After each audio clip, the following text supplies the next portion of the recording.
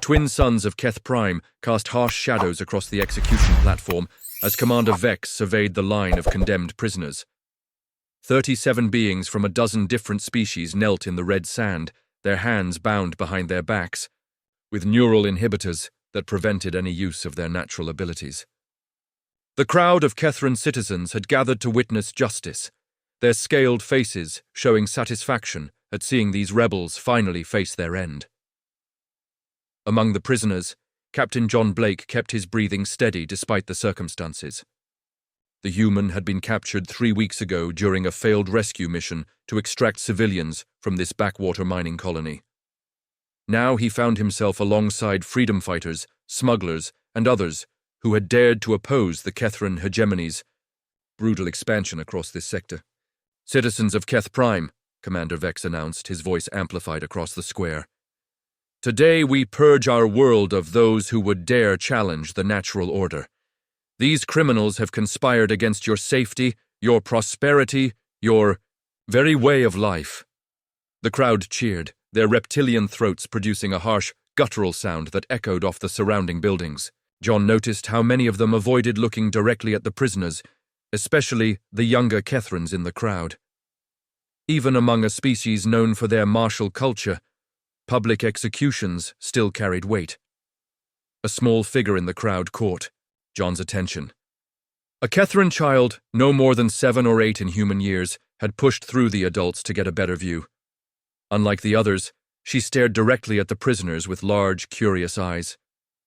Her mother quickly pulled her back, whispering sharply in the Kethran language, but the child continued to crane her neck to see. "The sentence for sedition is death," Vex continued, drawing his ceremonial blade. The weapon hummed with energy, its edge glowing blue-white in the harsh sunlight. "We begin with the human, as an example to all who would follow their reckless path of defiance." Several prisoners shifted nervously as guards moved to drag John forward.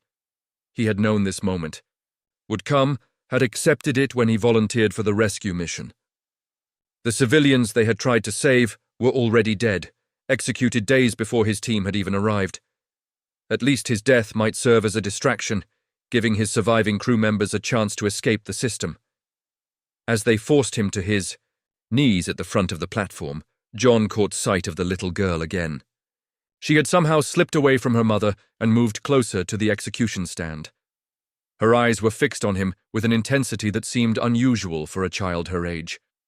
Commander Vex raised the energy blade above his head, the crowd falling, silent in anticipation of the killing blow. The weapon's hum grew louder as its power cells charged to maximum output. "Any last words, human?" Vex asked, his tone mocking. John looked out at the crowd, then back at the other prisoners who would follow him into death. "I'm sorry we couldn't save more of you," he said quietly. The blade began its descent, cutting through the air with a sound like tearing silk.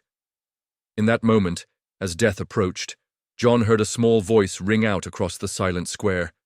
"Wait," the Kethran child cried, pointing directly at him. "He's the one! He's the Firebringer!" Commander Vex's blade stopped mere inches from John's neck as confused murmurs rippled through the crowd. The execution platform fell into stunned silence as all eyes turned to the small Kethran girl.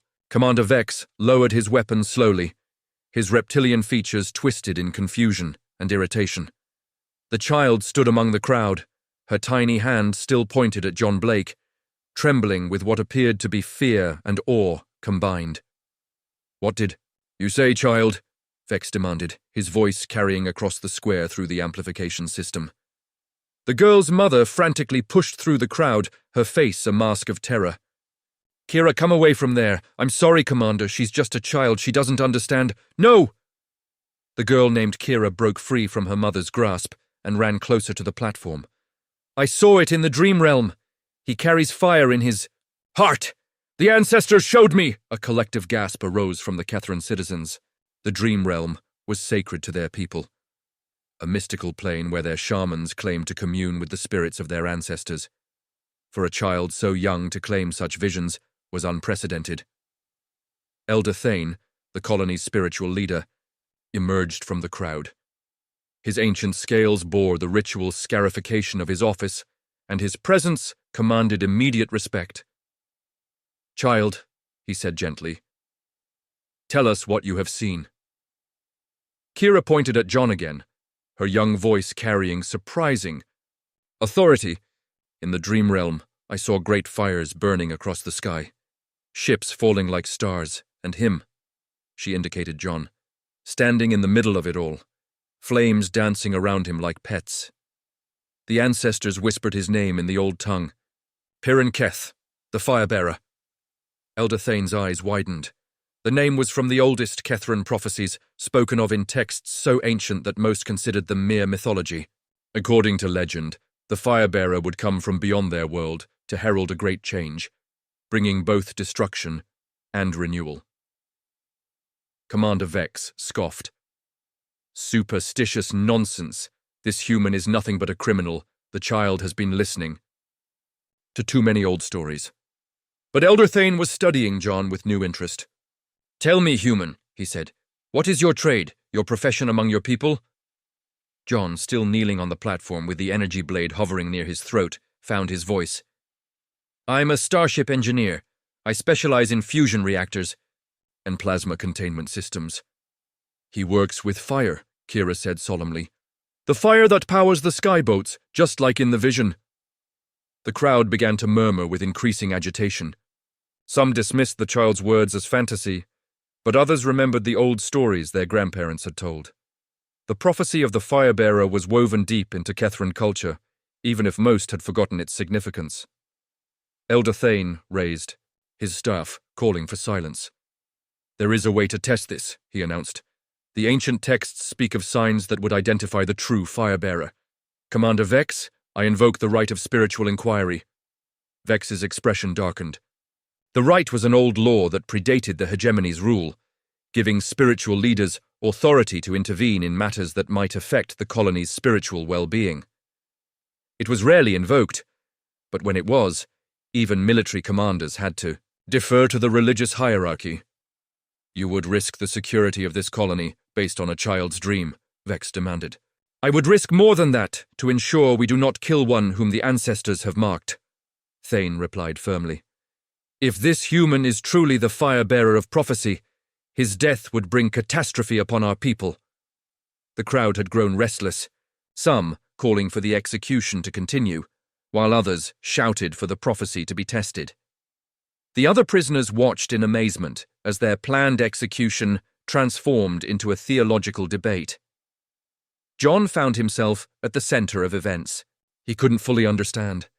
The concept of being some prophesied figure seemed absurd, yet the child's description of his work had been startlingly accurate. How could she have known about fusion reactors or plasma systems? Elder Thane approached the platform. "The first test is simple," he announced. "The Firebearer, according to prophecy, can call forth flame without fuel or spark. Can you do this, human?" John looked at his bound hands, then at the expectant faces surrounding him. "I'm not magic," he said honestly. "I'm just an engineer." Kira stepped forward again. "Not magic," she said, her child's voice carrying unexpected wisdom. "Understanding. The fire obeys you because you understand its nature." As if responding to her words, John felt a strange tingling in his hands, despite the neural inhibitors. Elder Thane gestured to the guards, and after a moment's hesitation, they reluctantly cut the bonds from John's wrists. The neural inhibitors remained, preventing him from using any enhanced physical abilities, but his hands were free. The crowd pressed closer, forming a tight circle around the execution platform as anticipation filled the air. "The prophecy states that the Firebearer can summon flame through will alone," Thane explained, his weathered voice carrying ancient authority. "Not through technology or trickery, but through an understanding so deep it transcends the physical realm." John flexed his fingers, feeling circulation return to his hands. The request seemed impossible, yet something about the child's words resonated with him. Throughout his career, he had always possessed an intuitive understanding of energy systems that went beyond textbook knowledge. His colleagues often joked that he could talk to reactors and plasma conduits. "I don't know if I can do what you're asking," John said honestly, "but I'll try." He closed his eyes and extended his hands, palms up. In his mind, he visualized the fundamental structure of fire, the rapid oxidation of matter, the dance of electrons and photons, the conversion of chemical bonds into kinetic energy and light. He thought of every plasma reaction he had ever stabilized, every fusion chamber he had calibrated. For long moments, nothing happened. Commander Vex snorted with derision. Enough of this foolishness. The child has an overactive imagination. Nothing more.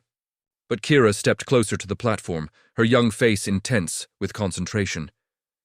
"You're thinking too hard," she said to John. "The ancestors say fire is not something you make. It's something you let happen." John opened his eyes and looked at the girl. Despite her youth, there was an ancient wisdom in her gaze that seemed far beyond her years. He took a deep breath and tried a different approach, not forcing the flame but simply asking for it. The change was subtle at first, a shimmer in the air above his palms like heat waves rising from sun-baked stone. Then, impossibly, a small tongue of blue fire flickered into existence, dancing an inch above his right hand. The crowd gasped collectively. The flame was small, no larger than a candle's, but it burned without fuel, sustained by nothing but John's concentrated will. He stared at it in amazement, hardly believing what he was seeing. "The first sign is fulfilled," Elderthane announced, his voice filled with awe. "But there are 2 more tests. The firebearer must also demonstrate the flame of healing and the flame of binding." Commander Vex stepped forward, his energy blade still humming with power. "This proves nothing. Party tricks and coincidence. I will not allow superstition to override military necessity." "You will allow what the ancient laws demand," Thane replied firmly. "Or would you violate oaths sworn by your own ancestors?" Tension between military and spiritual authority crackled in the air like static electricity. The other prisoners watched in fascination as their fate hung in the balance of forces beyond their understanding. "What are the other tests?" John asked, still maintaining the small flame above his palm with effort. "The flame of healing," Thane explained, "can mend what is broken without leaving scars, and the flame of binding can join disparate elements into something stronger than their sum." One of the Kethran guards stepped forward, holding up his left arm. An old injury had left his hand twisted and partially paralyzed, a common sight among the military personnel. "If he can heal this," the guard said, "I will believe." John looked at the damaged limb, then at the flame still dancing above his palm. The idea seemed preposterous, yet he had already done something he would have sworn was impossible minutes earlier. He approached the guard cautiously. "I'm not a doctor," he warned. "I don't know what will happen." "The prophecy speaks of understanding, not training," Kira said softly. "You understand how things work, how they're supposed to work." John placed his free hand gently on the guard's injured arm, feeling the twisted bones and damaged nerves. In his mind, he began to visualize the proper structure, the way the joints should align, how the neural pathways should connect, the optimal flow of blood and lymphatic fluid. The flame above his other palm grew brighter, shifting from blue to white gold. Warmth flowed through his hands, and he felt the guard's arm respond, muscles relaxing, bones shifting into their proper positions. The transformation was gradual, but unmistakable. When John stepped back, the guard flexed his fingers with wonder. The hand that had been twisted and useless for years now moved with perfect coordination. "The second sign is fulfilled," Thane whispered. The healing of the guard's arm sent ripples of amazement through the assembled crowd. Commander Vex stared at John with a mixture of suspicion and barely concealed fear, his grip tightening on his energy weapon. The other prisoners had ceased their quiet prayers and were watching the proceedings with growing hope. "One test remains," Elder Thane announced, his voice carrying across the hushed square. "The flame of binding. The firebearer must demonstrate the ability to join what cannot naturally be joined, creating strength from discord." Vex stepped forward aggressively. "Enough! I don't care what tricks this human has learned. The execution will proceed as ordered." He raised his blade toward John's throat once more. But as the weapon drew near, something extraordinary happened. The white gold flame above John's palm flared brightly, and suddenly Vex found his blade held fast, as if gripped by an invisible hand. The energy field around the weapon flickered and sparked as it encountered forces beyond its design parameters. "The flame calls to the fire in your weapon," Kira observed with childlike wonder. "It recognizes its cousin." John felt the connection, too, a resonance between the flame he maintained and the plasma field of Vex's blade. The two energy sources seemed to seek each other out, like magnets of opposite polarity. With careful concentration, he began to guide that attraction. The blade's energy field extended outward, forming tendrils of controlled plasma that merged with John's flame. The crowd watched in fascination as human fire and Kethran technology became one, creating patterns of light that danced through the air like living art. "Impossible," Vex breathed, but his anger was giving way to scientific curiosity. The containment field should collapse when exposed to uncontrolled plasma. "It's not uncontrolled," John realized aloud. "It's harmonized. The frequencies are matching, creating constructive interference instead of destructive." Elder Thane nodded sagely. "The binding flame does not force unity. It reveals the connections that already exist.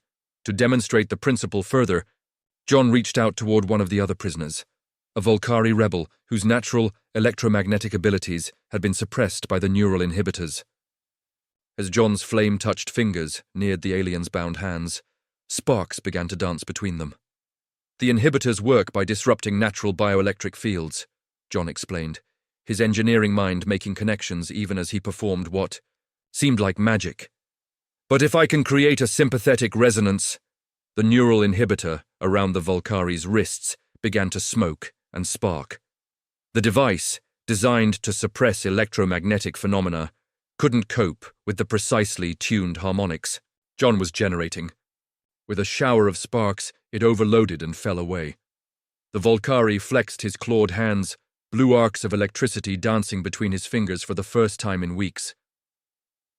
"How did you—" "Everything is connected," John said, understanding flooding through him.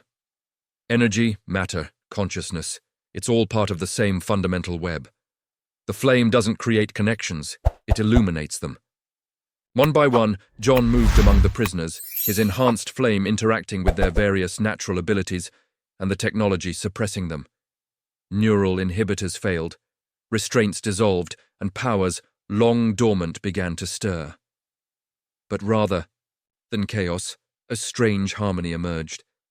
The freed prisoners found their abilities amplifying and complementing each other. The Volcari's electromagnetic fields stabilized a wounded Centauran's cellular regeneration.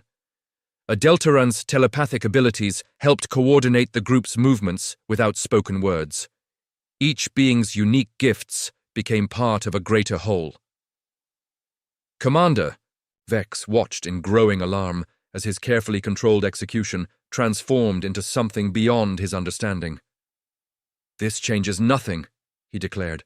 "Prophecy or not, these beings are still criminals, still enemies of the state." Elder Thane turned to face the military commander, his ancient eyes blazing with newfound conviction. "Are they, Commander? Or are they the very thing our people have been waiting for without knowing it?" The crowd had grown quiet, sensing that they were witnessing something that would be spoken of for generations. The little girl, Kira, walked closer to the platform, where John stood surrounded by the freed prisoners.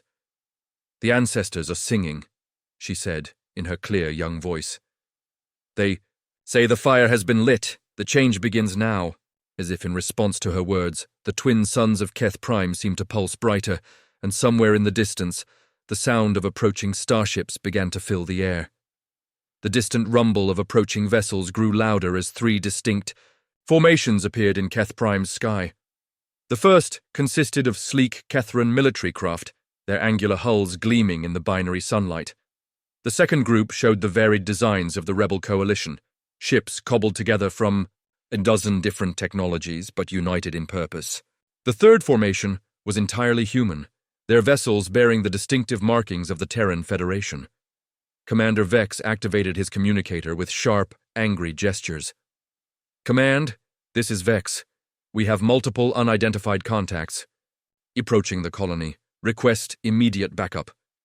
The response crackled through the device. Commander, we're tracking the signatures. The human fleet is broadcasting Federation diplomatic codes. The rebel ships, they're not attacking. All formations are maintaining defensive postures. John felt a surge of relief as he recognized the lead human vessel. The TFS Prometheus, his own ship, commanded by Captain Maria Santos. His crew had escaped after all and somehow managed to bring help. Elder Thane raised his staff toward the sky. The ancient wood, carved with symbols that seemed to glow in the strange light cast by John's continuing flame. The prophecy speaks of this moment, he announced to the crowd. When the Firebearer emerges, the scattered children of the stars will gather as one. The communications array on the platform crackled to life, broadcasting on multiple channels, simultaneously. Captain Santos's voice filled the square. This is the Terran Federation ship Prometheus to Keth Prime Colony.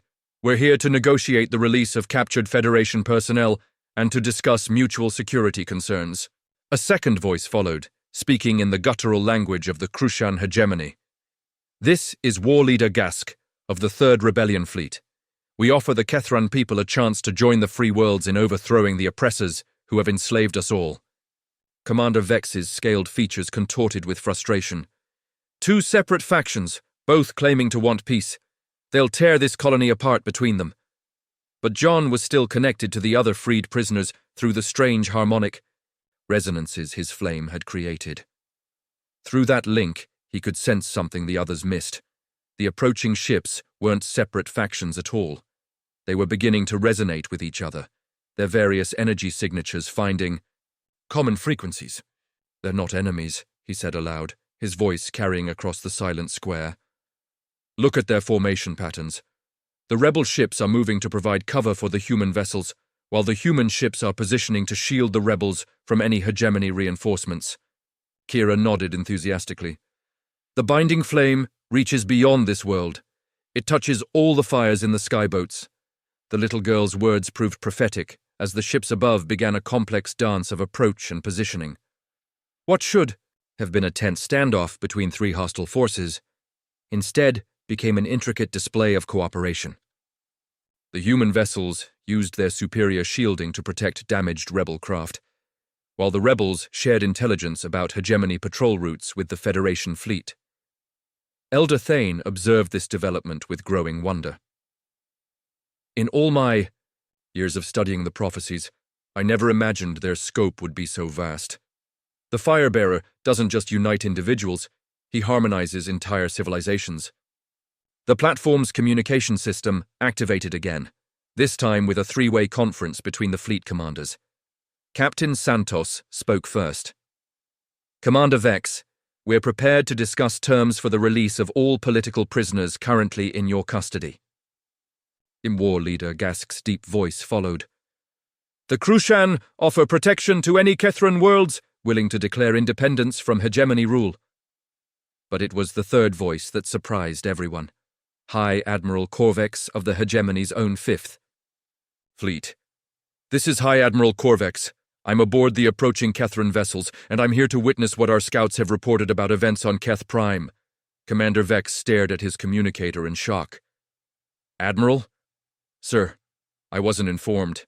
You were coming to this sector. Recent intelligence suggested something of galactic importance was occurring on this backwater colony, Corvex replied. Reports of impossible phenomena, of ancient prophecies being fulfilled. I came to see for myself. John felt the weight of galactic attention settling on the small execution platform. Through his connection to the other prisoners, he sensed their mixture of hope and terror. These were beings who had spent years fighting a guerrilla war against impossible odds, and now they found themselves at the center of events that could reshape the balance of power across known space. The flame above John's palm pulsed brighter, and he realized that every ship in orbit was now resonating with the same harmonic frequency. The binding effect was spreading, creating connections between former enemies, building bridges across species and political boundaries that had seemed insurmountable just hours before. What happens now? Asked the Volcari prisoner, his electromagnetic abilities still crackling with newfound strength. John looked up at the ships filling the sky, then at the crowd of Kethran citizens watching with expressions ranging from awe to terror. "Now we find out if peace is possible," he said, "or if the galaxy will tear itself apart, trying to prevent it." High Admiral Corvex's personal shuttle descended through Keth Prime's atmosphere with an escort of elite hegemony fighters. The crowd, in the execution square, watched nervously as the craft settled onto a cleared area near the platform. The Admiral himself emerged, a towering Kethran whose scales bore the deep purple hue of ancient nobility, his ceremonial armor gleaming with rank insignia that commanded respect across a dozen star systems. Captain Santos and War Leader Gask arrived simultaneously, their own shuttles flanked by mixed escorts of human and rebel craft. The sight of traditional enemies landing side by side, their weapons powered down, sent murmurs of amazement through the assembled Kethran citizens. John maintained the flame above his palm, feeling its resonance spread to encompass the new arrivals. Even Admiral Corvex's personal shield generators began harmonizing with the frequency, their defensive fields flickering with patterns of gold and blue that matched the rhythm of John's fire. "Extraordinary," Corvex murmured as he approached the platform. "The reports were accurate. The energy signatures are unlike anything in our databases." Elder Thane bowed formally to the Admiral. "High Admiral, you honor us with your presence. We stand witness to the fulfillment of ancient prophecy, the coming of the Firebearer who will unite the scattered children of the stars." Corvex studied John with calculating eyes. "Prophecy aside, what I see is a human who has somehow learned to manipulate quantum harmonics without technological assistance. The military applications alone would be revolutionary." "With respect, Admiral," Captain Santos interjected as she climbed onto the platform, "this isn't about military applications. We're here to retrieve our people and establish peaceful relations." War Leader Gask, his massive frame bristling with traditional Krushan battle scars, laughed harshly. "Peace. The hegemony knows only conquest and subjugation. How many worlds have burned under their expansion? And how many have thrived under our protection?" Admiral Corvex countered. "Order, stability, prosperity. These are the gifts we bring to primitive worlds." The argument that followed was one that had raged across the galaxy for decades, but something was different this time. As the three leaders debated, John felt the harmonic resonance strengthening, connecting not just their technologies, but their thoughts and emotions. Through the binding flame, each could sense the other's genuine convictions, their fears and hopes. Captain Santos paused mid-sentence, her expression shifting from diplomatic caution to surprised understanding. "You actually believe you're helping," she said to Admiral Corvex. "The expansion, the forced integration, you see it as protection," Corvex nodded slowly, equally affected by the connection. "And you see it as oppression, as the destruction of freedom. Both perspectives carry truth." War Leader Gask, feeling the resonance as well, unclenched his massive fists. "My people have died fighting your forces, Admiral, but through this strange fire I can sense, you grieve for them too. How is that possible?" John stepped forward, the flame above his palm now pulsing with a steady rhythm that seemed to match the heartbeats of everyone present. "Because the divisions between us aren't as absolute as we thought. Each side has glimpsed part of the truth, but none of us have seen the whole picture." Through the binding flame's connection, images began to flow between the gathered leaders. Captain Santos saw hegemony worlds where Federation technology had failed, leaving colonists to die from preventable diseases until Kethran medical advances saved them. War Leader Gask witnessed rebel attacks that had inadvertently destroyed food distribution centers, causing famine among the very people they sought to liberate. Admiral Corvex experienced the terror of families torn apart by forced relocations, the cultural genocide that accompanied hegemony, protection. "The prophecy speaks of choice," Elder Thane said quietly. "The Firebearer illuminates the connections that exist, but each being must choose whether to follow those connections toward unity or to sever them in favor of familiar divisions." Commander Vex, who had remained silent throughout the exchange, suddenly stepped forward with his energy blade raised. "This is madness. You're all being manipulated by alien technology. I won't allow the security of the hegemony to be compromised by supernatural nonsense." But as he moved to strike John, something unexpected happened. The other freed prisoners moved as one to intercept him, not with violence, but with their combined abilities working in perfect harmony. The Volcari's electromagnetic fields neutralized his weapon, while a Centauran healer projected calming biorhythms that eased his combat rage. A Deltaran telepath gently touched his mind, sharing visions of worlds where cooperation had replaced conquest.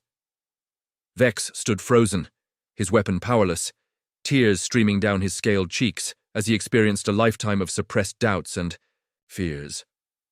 "I've served the hegemony all my life," he whispered. "If everything I've done has been wrong—" "Not wrong," John said gently, extending the flame toward the distraught commander.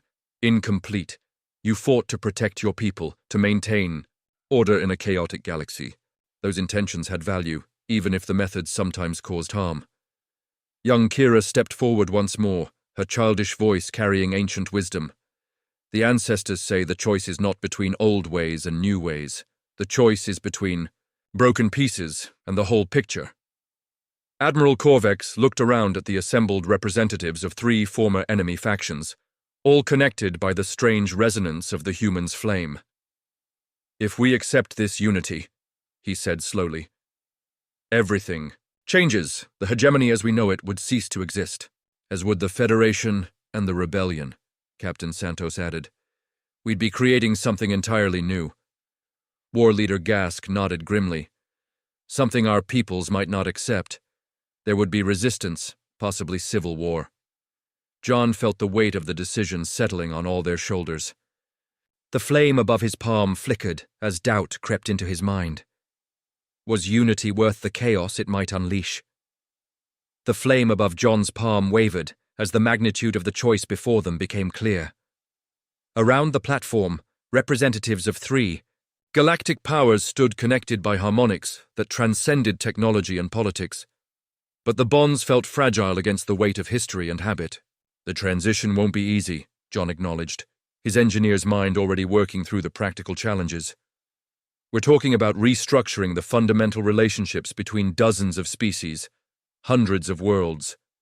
Admiral Corvex activated a holographic display from his wrist unit, showing a 3-dimensional map of the local galactic sector. Hegemony worlds appeared in purple, Federation territories in blue, and Rebel-held systems in red. The colors formed a chaotic patchwork of competing interests and ancient grudges. "The Hegemony Council will never accept voluntary dissolution," he said grimly. "They'll see this as treason, as weakness. My own officers may try to arrest me before we leave this system." Captain Santos nodded, studying her own tactical displays. "The Federation Council won't be much better. They've built their entire identity around opposition to hegemony expansion. Without that external threat, what holds the Federation together?" War Leader Gask's laugh was bitter.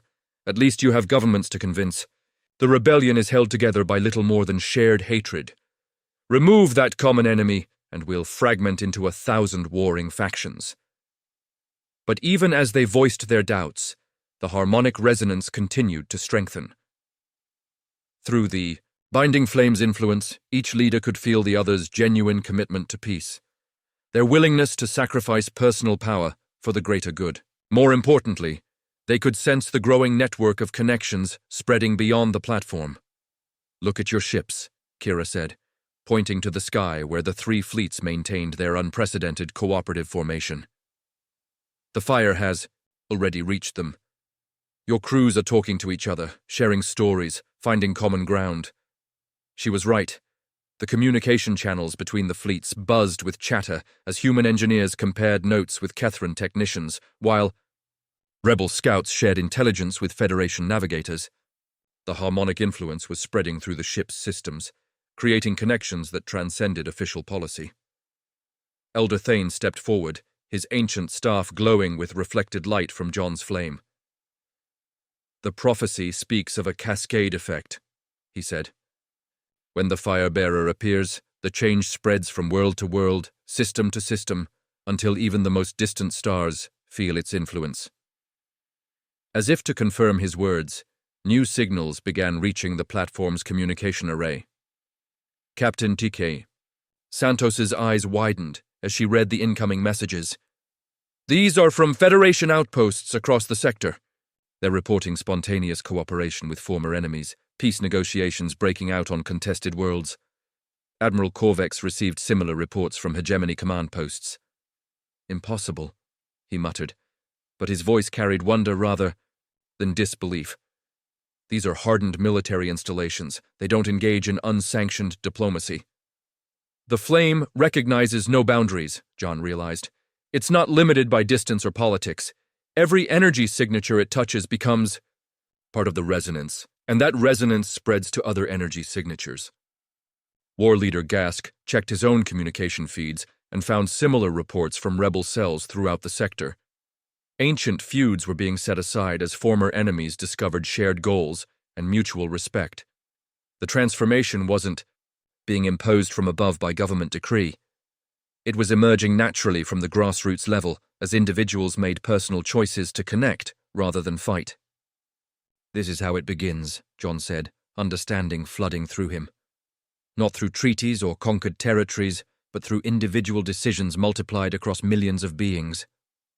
Commander Vex, still shaken by his experience with the harmonic resonance, approached the group hesitantly. If I may, he said quietly, there's something else. The energy readings from this phenomenon. They match theoretical signatures we've detected from the galactic core. Ancient signals that we never understood. Elder Thane's eyes brightened with recognition. The songs of deep time, he whispered. The oldest prophecies speak of them. Communications from the first civilizations. The beings who seeded life across the galaxy before vanishing into legend. The flame above John's palm suddenly flared brighter as new frequencies joined the harmonic pattern. The additional resonances were subtle but unmistakably ancient, carrying overtones of vast intelligence and patient wisdom. Through the binding flame, all present could sense a presence that dwarfed their petty conflicts. The accumulated consciousness of species that had faced the same choices eons ago. They're still here, John breathed. The precursors, the first, eons.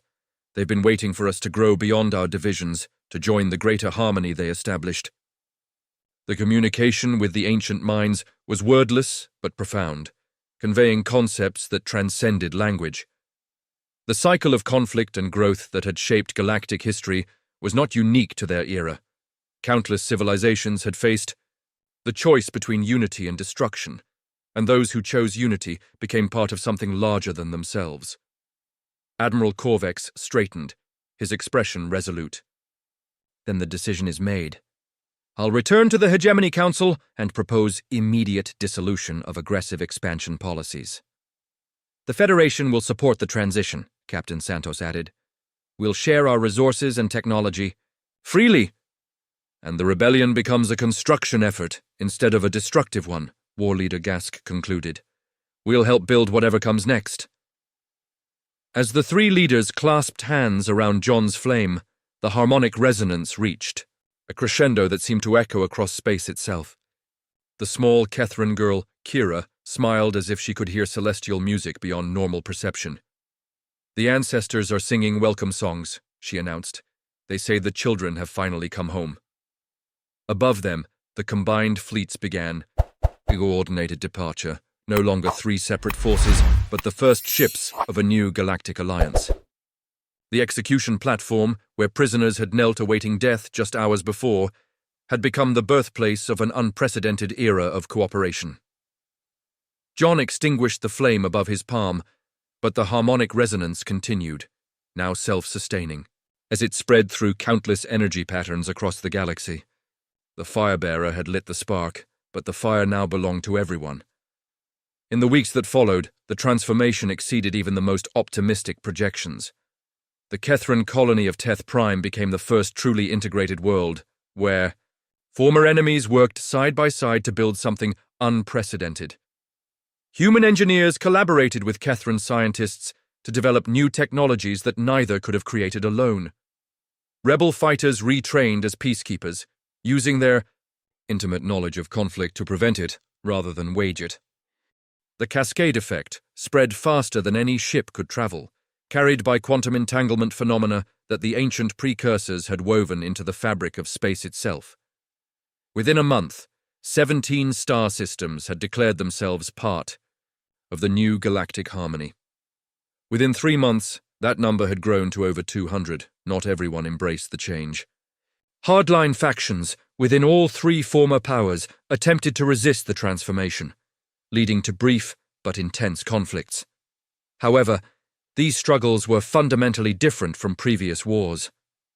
Instead of seeking to destroy their opponents, the Harmony forces worked to heal the divisions that caused conflict in the first place. John found himself serving as both engineer and diplomat, traveling between worlds to help establish the technical infrastructure needed to maintain the harmonics.